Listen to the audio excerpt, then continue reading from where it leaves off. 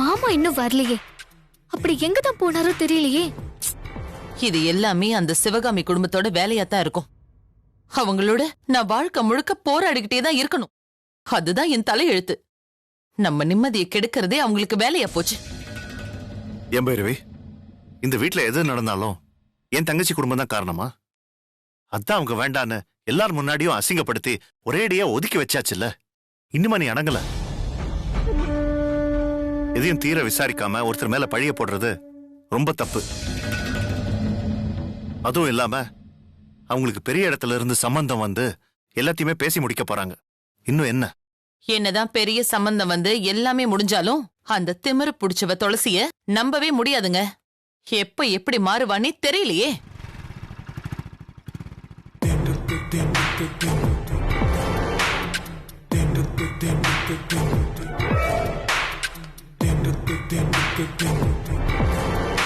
மாமா, உங்களுக்காக தான் மாமா இவ்வளவு நேரமா நாங்க எல்லாருமே காத்துட்டு இருக்கோம். எங்க மாமா போனீங்க? சொல்லுங்க மாமா, எங்க போனீங்க? நில்லுடா. டேய், இவ்வளவு நேரம் எங்கடா போயிருந்த? நீ வராம நாங்க எல்லாரும் எவ்வளவு பதட்டமா இருக்கோம். ஒரு போன் கூட பண்ணி உன்னால சொல்ல முடியாதா? நாங்க பண்ணாலும் நீ எடுக்கல. ஆமா, இப்பதான் ரொம்ப அக்கறை. டேய், அங்க என்ன முணுமுணுப்பு? இப்படி ஒண்ண நினைச்சு எங்களை அழுக்கழிக்க வச்சு பதற வச்சு கஷ்டப்படுத்திட்டு இருக்கியே. யாரு? நான் உங்களை கஷ்டப்படுத்துறேனா? உங்களுக்கெல்லாம் மனசாட்சின்னு ஒண்ணு இருந்தா என்ன பார்த்து இப்படி ஒரு கேள்வி கேட்பீங்களா? எல்லா வலியும் வேதனையும் எனக்கு தானே. எனக்கு மட்டும்தான் தெரியும் உள்ளுக்குள்ள ஒவ்வொரு நிமிஷமும் எவ்வளவு வேதனைப்பட்டு அழுதுட்டு இருக்கேன்னு. அதெல்லாம் உங்களுக்கு எங்க இருந்து தெரிய போகுது?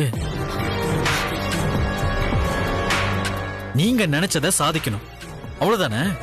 அதுக்காக மத்தவங்க மனசை போட்டு மிதிச்சாலும் உங்களுக்கு கவலை இல்லை, அப்படிதானே?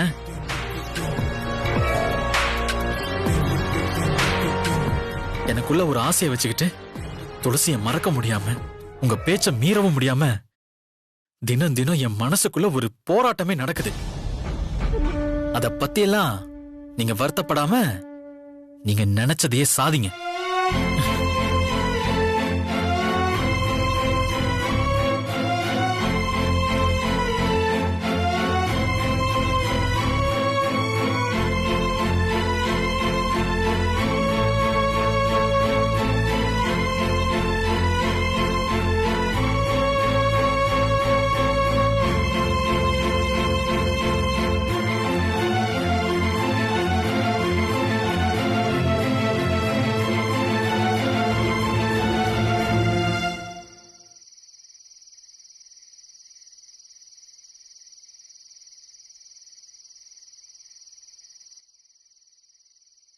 என்ன இது? சிவகாமி இந்த நேரத்துல இங்க என்ன பண்ணிட்டு இருக்கு?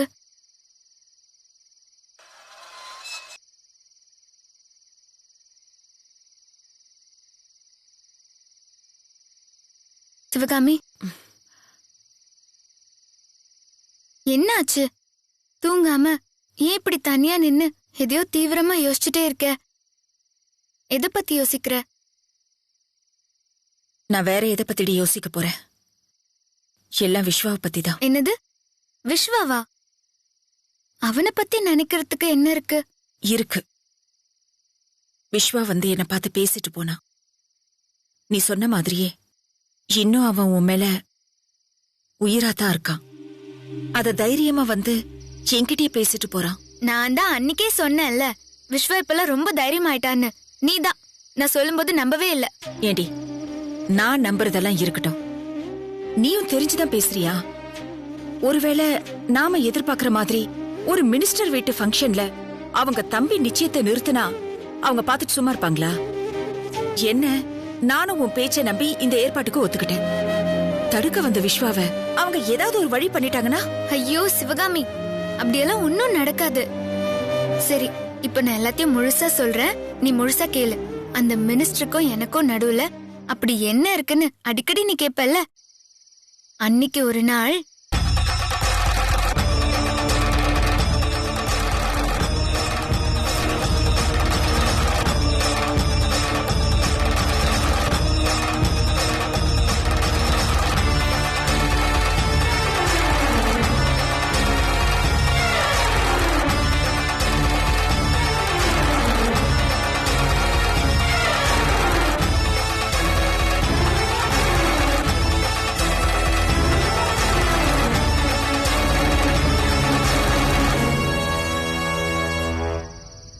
ஏண்டி இவ்ளோ நடந்திருக்கு, நீ ஏன் முன்னாடியே இதை என்கிட்ட சொல்லவே இல்ல? இந்த மாதிரி ஒரு நாள் பில்டப் போட நம்ம பெருமைய சொல்லணும் தான். அது மட்டும் இல்ல சிவகாமி, மினிஸ்டர் சொன்ன உடனே எந்த எதிர்ப்பும் சொல்லாம நம்மள மாமா அவர் வண்டியிலே வீட்ல கொண்டு வந்து விட்டாருல்ல, அப்பதான் நான் முடிவு பண்ணேன், மினிஸ்டரை வச்சு நான் விஸ்வாவோட மனைவியா பைரவி அம்மா வீட்டுக்குள்ள காலடி எடுத்து வைக்கணும்னு. உடனே நான் மினிஸ்டரை தனியா போய் சந்திச்சு நம்ம குடும்ப பிரச்சனை எல்லாத்தையும் சொல்லி நீங்க தான் எனக்கு உதவணும்னு கேட்டேன். அவங்களும் நான் கேட்ட உடனே இந்த உதவிய நான் பண்றேன், இப்படி ஒரு சந்தர்ப்பத்துக்காக தான் நான் இவ்ளோ நாள் காத்துட்டு இருந்தேன், இப்பதான் எனக்கு ரொம்ப சந்தோஷமா இருக்குன்னு சொல்லி எனக்கு வாக்கு கொடுத்தாங்க. இப்போ வரைக்கும் நான் கேட்டது எல்லாத்தையும் அவங்க பண்ணிட்டே தான் இருக்காங்க. அதோட கட்டம் தான் என்ன அவங்க பொண்ணு கேட்டு வந்தது. இந்த டிராமாவே நாங்க பண்ண பிளான் தான். நிச்சயமும் அப்படிதான் நடக்குது. விஸ்வா கண்டிப்பா வருவான், நிச்சயத்தை நிறுத்துவான். ஏன் இந்த நிச்சயதார்த்த ஏற்பாடே நாங்க விஸ்வாவுக்காக போட்ட டிராமா தான். என்னது டிராமாவா? ஆமா சிவகாமி, மினிஸ்டரோட தம்பிக்கும் எனக்கும் நடக்க போற நிச்சயமே ஒரு நாடகம். உன் வாழ்க்கைய பணயமா வச்சு இப்படி ஒரு நாடகம் நமக்கு தேவையா? வேண்டாம் துளசி, இதெல்லாம் வேண்டாம். சொன்னா கேளு. என்ன சிவகாமி, நான் உனக்கு கொடுத்த வாக்க மறந்துட்டியா? அதை காப்பாத்துறதுக்கு எனக்கு இதை தவிர வேற நல்ல வழி இருக்கும்னு தோணல. எல்லாம் சரிதான் துளசி, ஆனா விஸ்வா இதெல்லாம் நமக்கு சரி வராது. நாம அப்பா சொன்ன வழியிலேயே போயிடுவோம்னு நினைச்சிட்டு விஸ்வா அமைதியா இருந்துட்டானா? அப்படியெல்லாம் வெறுக்க மாட்டான். எனக்கு அவன் மேல நம்பிக்கை இருக்கு. எனக்கு நிச்சயம்னு தெரிஞ்சா விஸ்வா சும்மா விட மாட்டான். கண்டிப்பா உள்ள புகுந்து பிரச்சனை பண்ணுவான். அவனோட துளசி அவனுக்கு தான் வேணும். அதுக்காக அவன் எந்த எல்லைக்கு வேணாலும் போவான். மினிஸ்டர் மாதிரி பெரிய ஆளுங்க முன்னாடி மாமாவும் பைரவி அம்மாவும் வேற வழியே இல்லாம எனக்கும் விஸ்வாக்கும் கல்யாணத்தை பிக்ஸ் பண்ணிடுவாங்க. அப்புறம் என்ன, நீ இத்தனை நாளா கண்ட கனவு நினைவாகும் சிவகாமி. ஏதோ ஒண்ணு, நீ சொல்ற மாதிரியே எல்லாத்தையுமே அந்த கடவுள் தான் நல்லபடியா நடத்தி வைக்கணும். கவலைப்படாத சிவகாமி, உன்னோட ஆசை கனவு எல்லாத்தையும் நான் நினைவாக்காம விட மாட்டேன். ஓகே?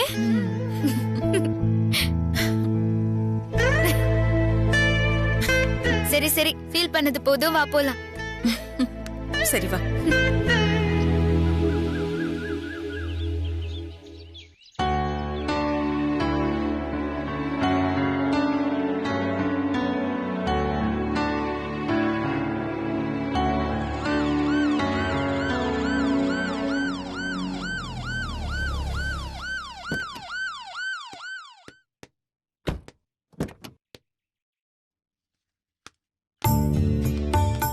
வணக்கம். உங்களை ரொம்ப நேரமா வெயிட் பண்ண வச்சிட்டேனா? அதனால என்ன மேடம், எங்க வீடு எதிர்த்த மாதிரி தானே இருக்கு. சரி சரி, வாங்க உள்ள போலாம். வாங்க மேடம்.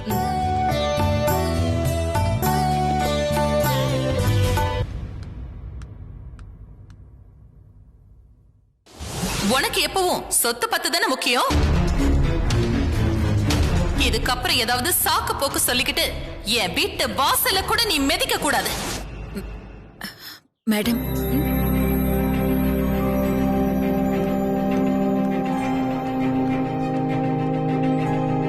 சொல்லுங்க சிவகாமி.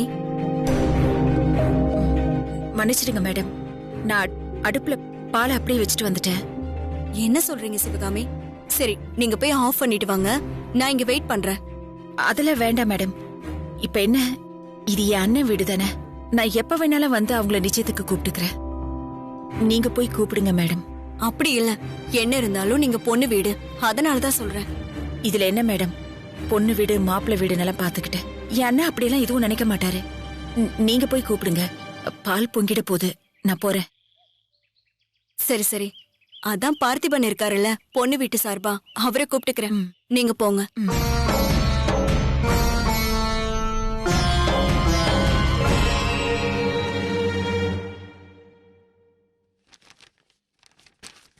மேடம் வணக்கம். வாங்க. எப்படி இருக்கீங்க? நல்லா இருக்கேன். பைரவி, உட்காருங்க மேடம், உட்காருங்க. வணக்கம். வாங்க வாங்க. நல்லா இருக்கீங்களா? நல்லா இருக்கேன். உட்காருங்க. நீங்க ரெண்டு பேரும். Madam coffee. தேங்க்ஸ்மா. ஆனா இதெல்லாம் உட்கார்ந்து குடிக்க கூட எனக்கு நேரம் இல்ல. ஏன்னா அவ்ளோ வேலை இருக்கு. முதல்ல நான் வந்த விஷயத்த உங்ககிட்ட சொல்லணும். இன்னைக்கு எங்க வீட்ல ஒரு முக்கியமான ஃபங்க்ஷன் நடக்க போகுது. நான் உங்களை எங்க குடும்பத்துல ஒருத்தரா தான் பாக்குறேன். அதான் உங்களை இன்வைட் பண்ணணும்னு வந்தேன். ரொம்ப சந்தோஷம் மேடம். எவ்வளவு பெரிய ஆள் நீங்க. எங்க வீட்டுக்கு வந்து உங்க வீட்டு முக்கியமான ஃபங்க்ஷனுக்கு எங்களை கூப்பிடுறீங்கன்னா அது எங்களுக்கு எல்லாம் ரொம்ப பெருமையா இருக்கு. இதுக்கெல்லாம் காரணம் நம்ம துளசி தான்.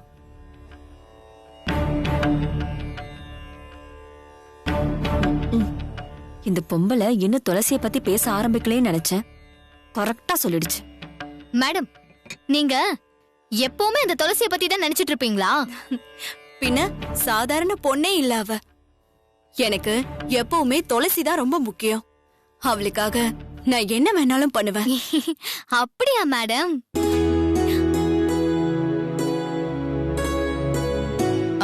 நீங்க சொல்றபடி பார்த்தா நீங்க துளசி வீட்டுக்கு தான் முதல்ல போயிருக்கணும். நீங்க எங்களை கூப்பிடுறதுக்காக வந்திருக்கீங்க. இதுக்கும் துளசிக்கும் என்ன சம்பந்தம்? பைரவி, மேடம் ஃபங்க்ஷனுக்கு கூப்பிட வந்திருக்காங்க. அவங்கள போய் கிராஸ் கொஸ்டின்ஸ் எல்லாம் கேட்டுட்டு இருக்கேன். சும்மாற விடுங்க ராஜன். இப்ப ஏன் நீங்க பைரவிய திட்டுறீங்க? இல்ல மேடம், அது வந்து அதென்ன, நீங்க கொஞ்ச நேரம் சும்மா இருங்க. இப்பதான் மேடம் நமக்கு ரொம்ப நெருக்கமாயிட்டாங்கல்ல, அந்த உரிமையில தான் நான் கேக்குறேன். மேடம், நீங்க சொல்லுங்க, துளசிக்கும் நீங்க எங்களை கூப்பிட வந்ததுக்கும் என்ன சம்பந்தம்? சம்பந்தம் இருக்கே. ஏன்னா துளசியோட தாய் மாமன் ராஜனாச்சே. மேடம் நீங்க என்ன சொல்ல வரீங்கன்னு எனக்கு ஒன்னும் புரியல. சொல்றேன். அதுக்கு தானே வந்திருக்கேன். பார்த்திபன் மேடம், நீங்க கொஞ்சம் இங்க வாங்க. அப்பதான் சரியா இருக்கும். இன்னைக்கு ஈவினிங் என்னோட தம்பிக்கும் பார்த்திபன் பொண்ணு துளசிக்கும், அதாவது உங்க தங்கச்சி பொண்ணு துளசிக்கும் நிச்சயம் பண்ண போறோம்.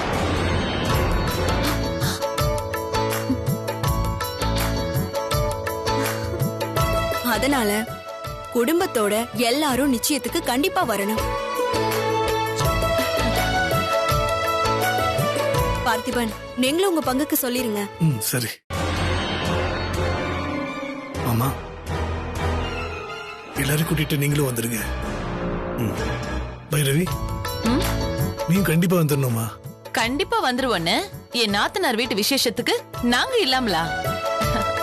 ரொம்ப சந்தோஷம் மேடம். கொஞ்சம் கூட அந்தஸ்து பார்க்காம என் நாத்தனார் பொண்ணு உங்க தம்பிக்கு பேசி முடிச்சிருக்கீங்கன்னா சும்மாவா? என்ன பைரவி, அந்தஸ்து அது இதுன்னு பேசிக்கிட்டு, துளசி மாதிரி ஒரு மகாலட்சுமிய எங்க வீட்டுக்கு மருமகள் ஆக்குறதுக்கு நாங்க என்ன புண்ணியம் பண்ணமோ? ஆமாமா, ரொம்ப புண்ணியம் பண்ணிருக்கீங்க. அது மட்டும் இல்ல, ஒரு பொண்ணுக்கு எந்த ஒரு விசேஷனாலும் அவ தாய் மாமா உறவுங்கிறது ரொம்ப முக்கியம். அதனாலதான் நானே ராஜனை நேர்ல வந்து கூப்பிடுறேன். ரொம்ப நன்றி மேடம். பாருங்க, நான் உங்க கூட மினிஸ்டரா அறிமுகமான, ஆனா இப்போ துளசியால நம்ம எல்லாருமே சொந்தமாயிட்டோம். இத கேட்கவே எவ்வளவு சந்தோஷமா இருக்கு. ஆனா ஒண்ணு மேடம், இப்போ நான் முறைப்படி உங்களுக்கு சித்தி ஆயிட்டேன்.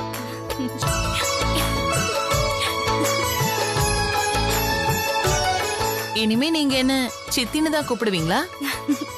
நீங்க ஒண்ணும் கவலைப்படாதீங்க. நீங்க என்னைக்குமே எனக்கு பைரவிதான். சரி, நான் இன்னும் நிறைய பேரை இன்வைட் பண்ணணும். நான் கிளம்புறேன். நீங்க தான் முன்னாடி நின்னு இந்த நிச்சயதார்த்தத்தை நல்லபடியா நடத்தி கொடுக்கணும். அதுக்கு என்ன மேடம், தாராளமா பண்ணிட்டா போச்சு. சரி, அப்ப நான் கிளம்புறேன். வாங்க வாங்க வாங்க.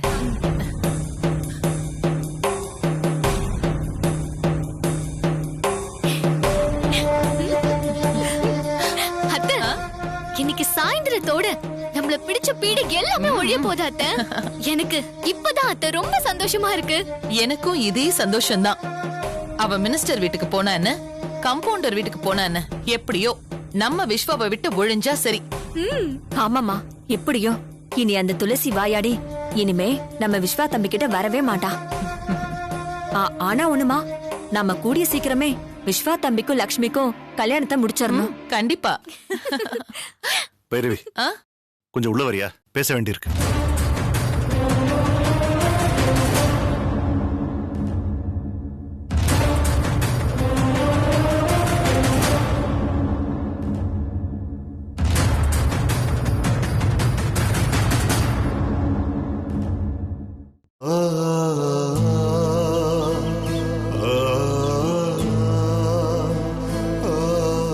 ஆனாலும் சரி வேற யாரோடையும் துளசிக்கு கல்யாணம் ஆக விடக்கூடாது. எங்க கல்யாணத்துக்கு தடையா இருக்கிற எங்க அப்பா மட்டும் இல்ல, அம்மா அத்தையோட மனசையும் காயப்படுத்தாம நான் துளசியை கல்யாணம் செய்யணும். என்ன செய்யலாம்?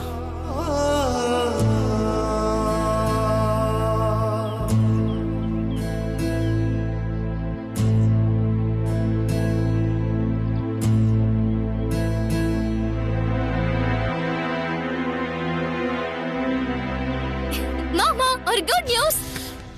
உனக்கெல்லாம் அறிவு இருக்கா இல்லையா? என்னன்னா மாமா, என்னன்னு சொல்லி தொலை.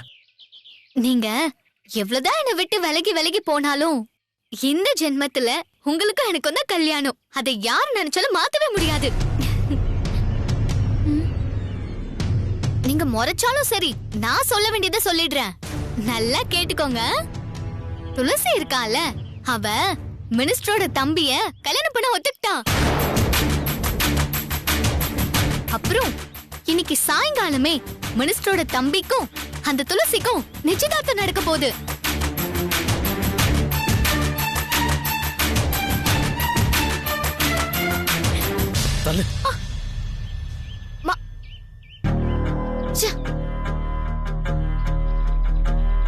எப்படி இருந்தாலும் எனக்கும் மாமாக்கும் தான் கல்யாணம் நடக்க போகுது.